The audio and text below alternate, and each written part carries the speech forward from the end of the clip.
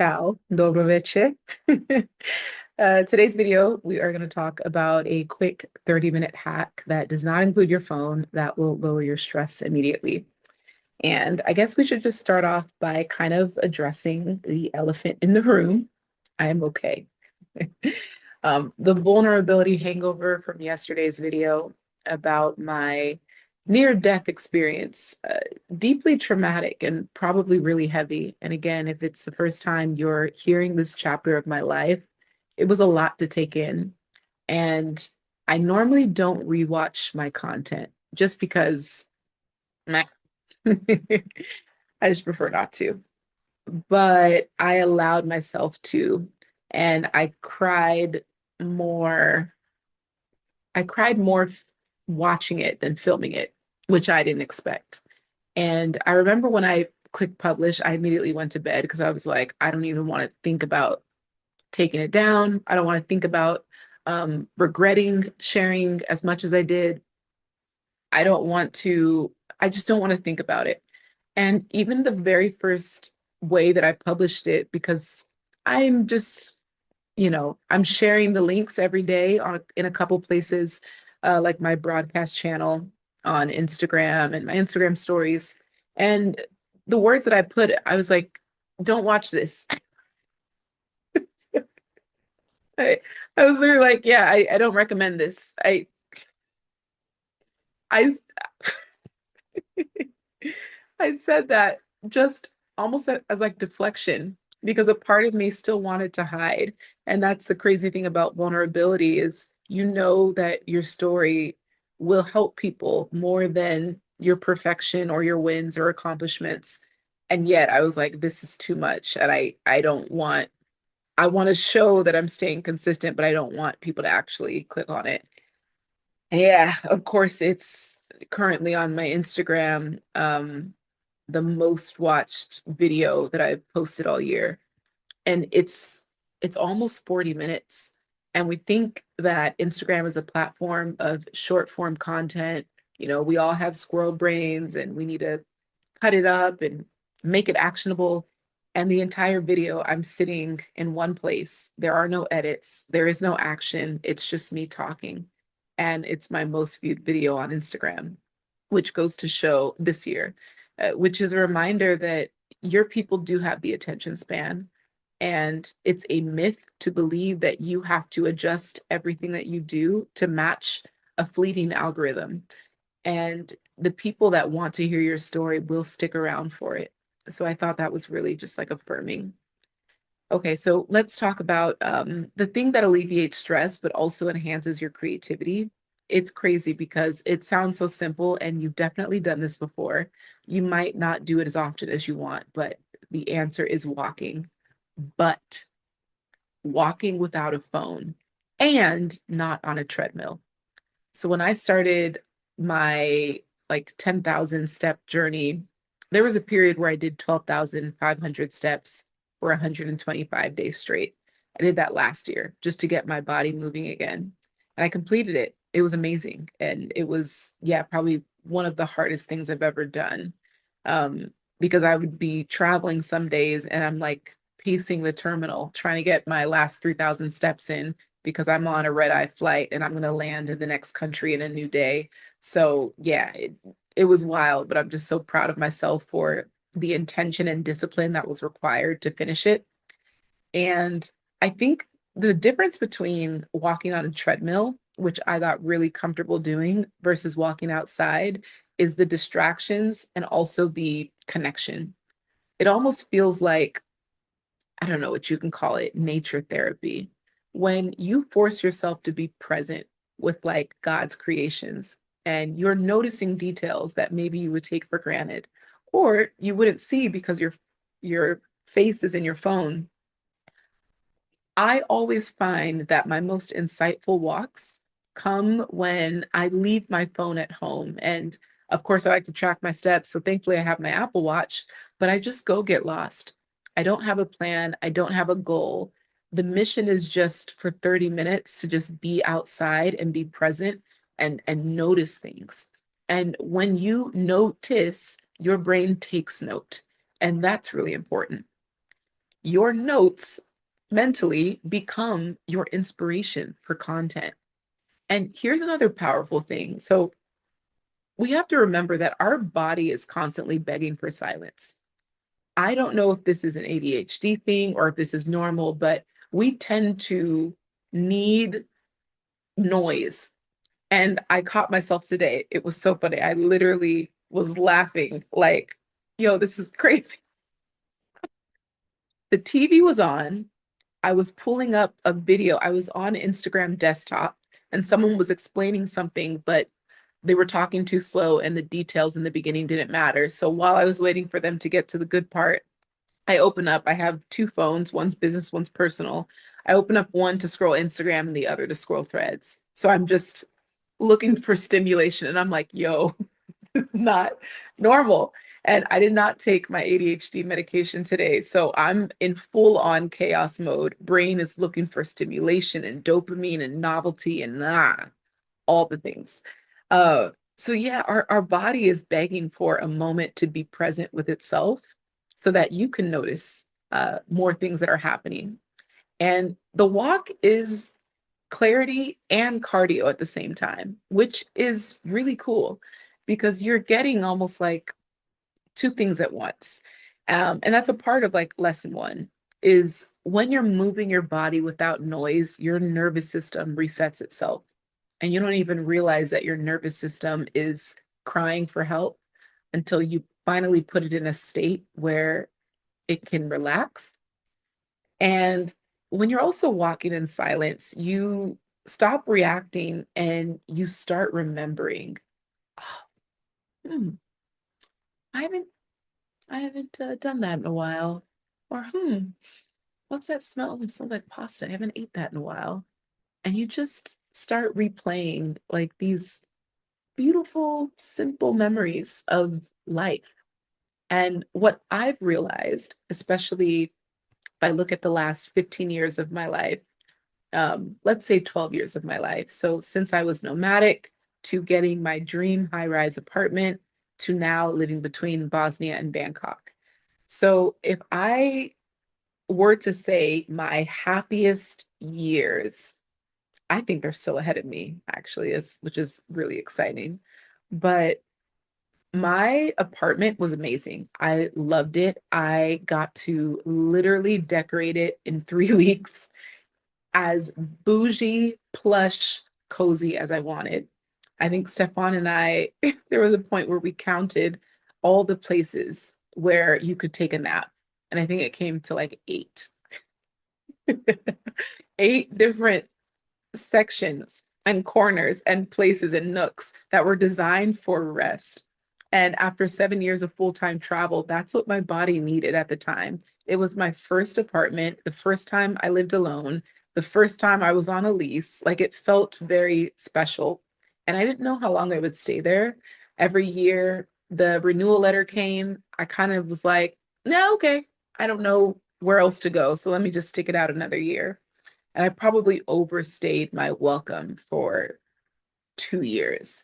Um, but that's a whole nother video. Anyways, uh, dang it, Chloe, I'll find it. I'll find it. Nervous system reset. So I didn't realize how much my nervous system needed to reset until I got into a place where it was calm and quiet because so much of my life had been chaotic with the full-time travel up until that point. And so when I think about the happiest period between the full-time travel and the peace and now, I downsized my belongings like up to 90%, my clothes up to 80% for sure. Like I am repeating the same 20 articles of clothing. And as annoying as it is, I have to remember when I get compliments. Like I went on a walk today and someone said, "Oh, you look beautiful, beautiful."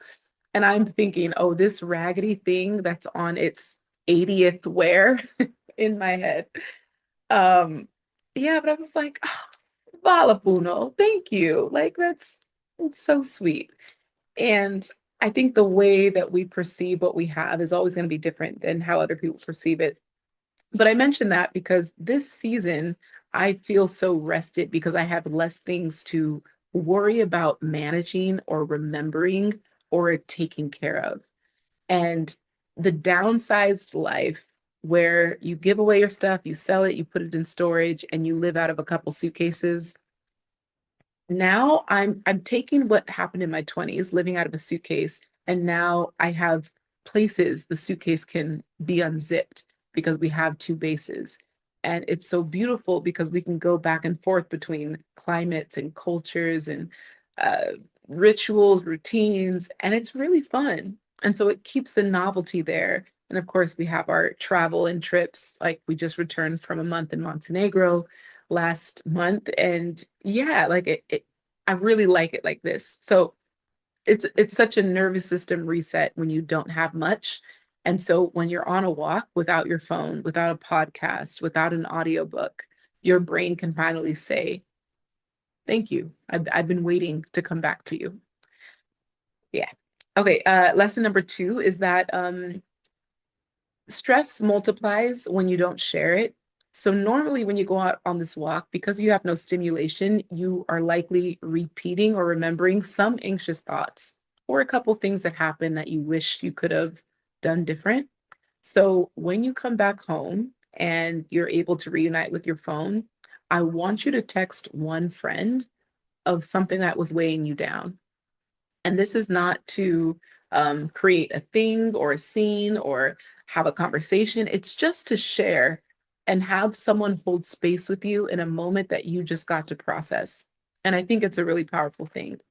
Um, I was actually, as soon as I got back, I journaled and I'm reading The Artist's Way. And so I'm in, it's a beautiful ambiance. There's a candle, and then I have my 2020 playlist because sometimes nostalgia is beautiful. Nostalgia, it's only 5 years ago. Ugh. But a song by my friend comes on called "Wait." Chrisette Michelle. You probably have heard of her, at least a couple of her songs. She's yeah, she has an incredible voice, and she has a couple songs with Jay-Z.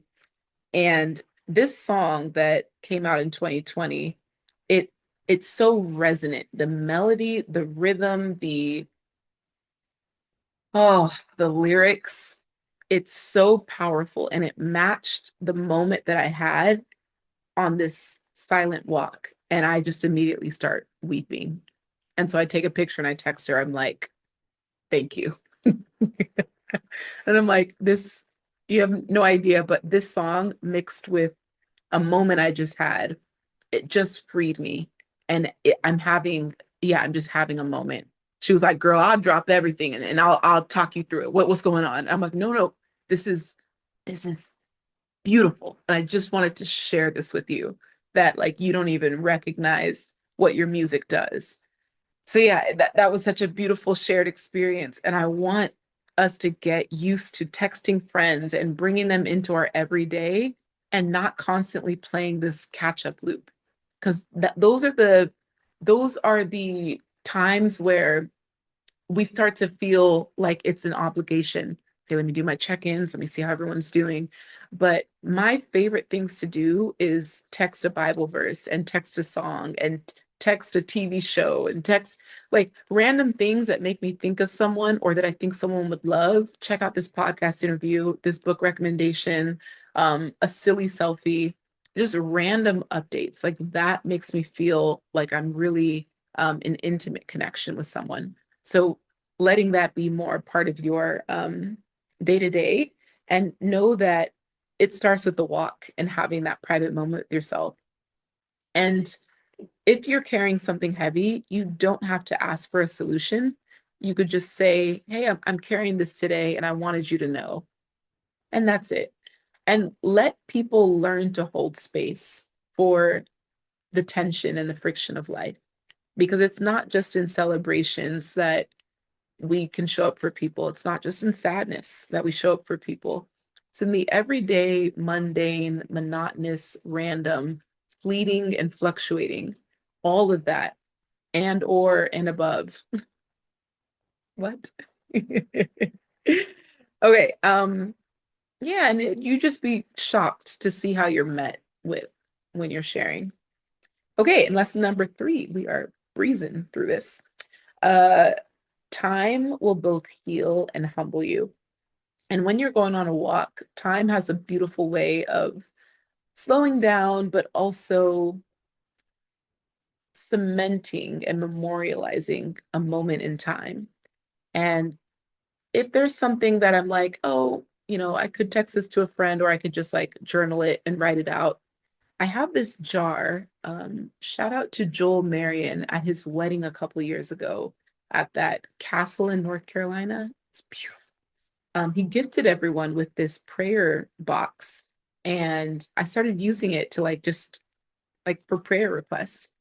And sometimes after a walk, I'll just write a prayer or I'll write an answered prayer, something that I recently reflected on. And at the end of the month, you can like open the box and realize, oh, wow, these are all the answered prayers from the last month. And yeah, what's nice is I have two. I think on the way out there was extra. So I'm like, let me just take one. So one can be in Bangkok, one can be in Bosnia. So it's really nice because it's also a grounding way to just remember like what you're carrying. And sometimes, like half the time, our issues resolve themselves. And the other half, you're going to be stronger for how you handled it. So it's not every day you need to feel like you're on top of the world, momentous, motivated, confident. Sometimes it's just like, today was interesting and I noticed all these things came up for me. And I don't know what to do with it. So I'm just going to go ahead and put it away in this box and let it sit. And I also had in the US in my apartment, I had this jar. What did I use it for? I think it was like for happy moments. It was like a gratitude jar. So now that I think about it, I didn't bring the jar to Europe because it's just a jar. But I probably should start that again. But these feelings of like I've had stillness and solitude and quiet and peace today, and that peace helps me download moments that I want to appreciate and um, things that I need to take better note of. So the walk is the hack, but know that the silence is the upgrade of your daily experience. If you are not baking in room for silence, you're missing out on a deeper connection with yourself and probably more intimacy with your creative process. Now, you might not even consider yourself someone who is creative or someone that needs creativity in your craft or career, but we are all co-creators with God. And whether it is something random or something well known, there is a gift that you're carrying. And if you give yourself the opportunity to actually work on it and build it and refine it, you would be surprised by how incredible you could be at it. And then, of course, on the other end is how much money you can make from it. So just keep that in mind. Okay. So try this. No phone, no playlist, no podcast, just your thoughts and your footsteps and your mind and your brain and all that stuff. Okay. And if this was helpful, I have 89 more exercises just like this at mycreativereset.com. And I will see y'all tomorrow. Thank you. And I'm doing okay, I promise. But thank you for the comments on yesterday. But I'm okay. But thank you.